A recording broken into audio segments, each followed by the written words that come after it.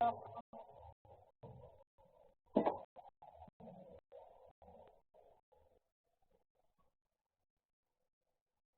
istorya rin yung makakita ay nagdala ng mga linya at eksena na hindi na ako sa matatanggal pakinig. Ang panubay ng mga nakakatanda ay kailangan. Ibig sabihin, sa katungkol yung relasyon, mapapatabuan doon, niloloko siya, habang niloloko rin ako. Bakit? Akala ko maloko. Kaya naman pala nakikipagwalay ka.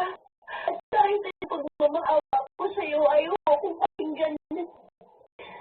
Hindi totoo gusto mo focus sa sarili mo. Dahil totoo, ipagkasal ka na. Ano mo pala mo ha? Hindi mo yan nakita, kaya huwag ka na magbubulo sa relasyon namin. Hindi ka mahal. Hindi kita minahal. Okay namin ko, ginamit lang mahal. Pero nagpatamit ka naman, di ba? Hindi ka magugustuhan. Ano pa naman mahal ka ba ha? Iba lang namang hostel na inilikas ko para maging lidera. Hindi ka mga binsyanay, no? Umasa na yung Prince Charming siyang makikilala pagdating nila ng Maynila. Nakita mo naman siguro yung kumang ko. Nakita mo anong klase ng babae tipo ko. Ang nangyusok niya, di ba? Mula sa pamilyang pinanggalingan niya hanggang sa profesyon na meron siya. Hindi mo kayang patayan yun. Kaya tigil mo ang paging ilusyonad ako. May mga lalaki na hindi makakalain ng lolo. Dahil lahat ng Diyos nila ay tila labor na doon lang sa isang bahay. Ganoon si Sandro. Dahil sa matatanis at mabubulak ng mga salita, hindi nahalata ng kanyang nobya na may isa siyang bahay. Dahil sa pagiging mayabang niya sa kasalanan ito, pababayaran niya ang dutin ng itim na kapangyarihang mahirap kaasan at hindi kayang utuin ng mga mabulin niya sa salita. Happy Mansell, baby. Ano, natuwa ko sa surprise ko? Wow! Thank you, baby. Happy birthday. Din, tagal na rin natin. 2 years and 11 mo. At sana, marami pang Mansell yung anniversary. Uy, grabe yung effort mo naman dito. Ang daming hospital sa kama.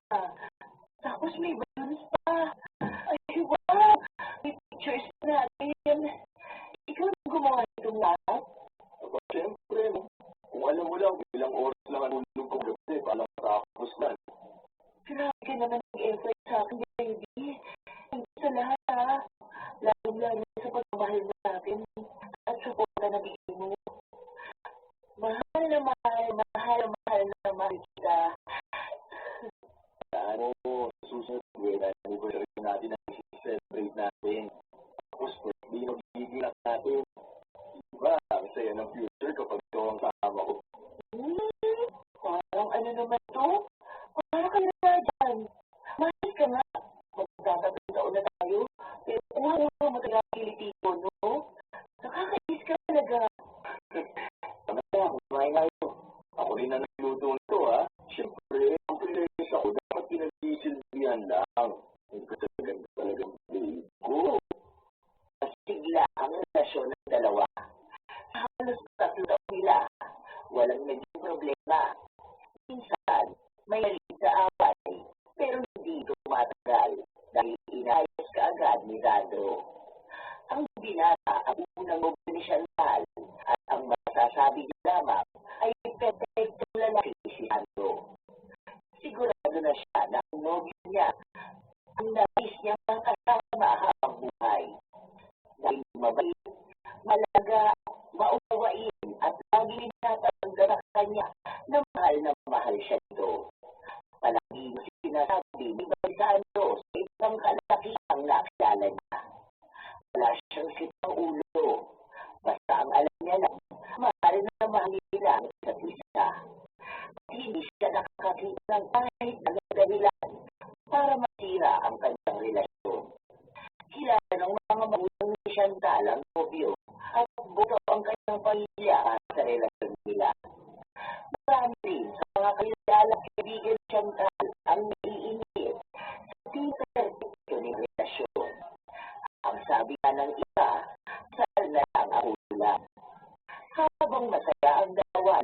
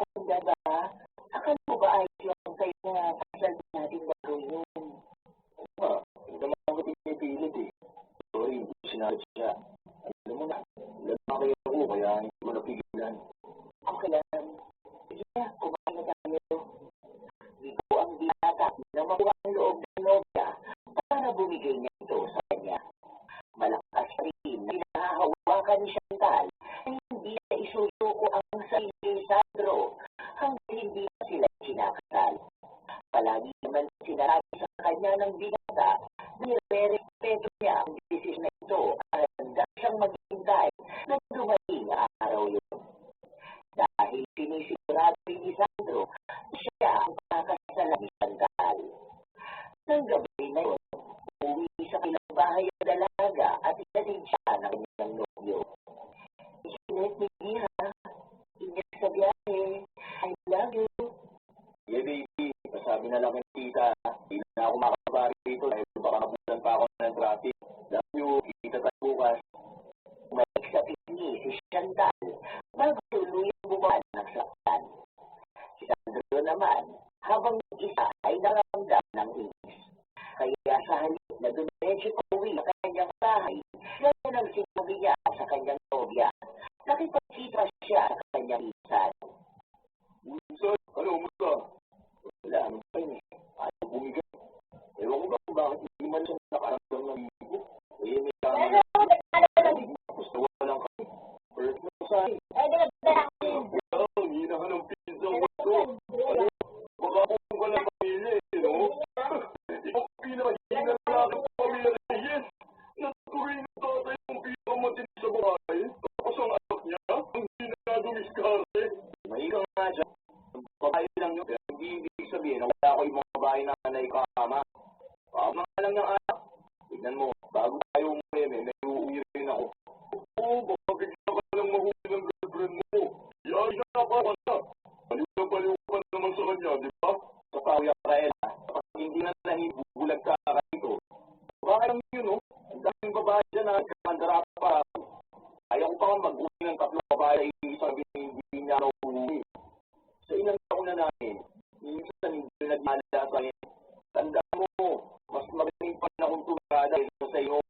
Wow! Ganyan dapat kumapalag. Nagbigay naman ulit. Nakagalit ka na agad. Kasi, dahil nandito ka, ipapinala ako sa iyo. Dali na, may pag-chikito eh. Nakita ko kanina kasama ng game ko. Napihin ba sa paligid si Sandro? Naghahanap siya ng babaeng pwede niyang makasama. Hanggang sa lumapit sa kanila ang babae ni Gael, kasama ang isang batang bata pang dalaga. Bago nito sa paningin ni Sandro, kaya alam niyang bago lang nito sa kanyang trabaho. Maputi, makinis, malaki ang bibig at bakang. Ganito kasi ng babae ang gusto ni Sandro. Lalo niya kung ikakamalang naman niya.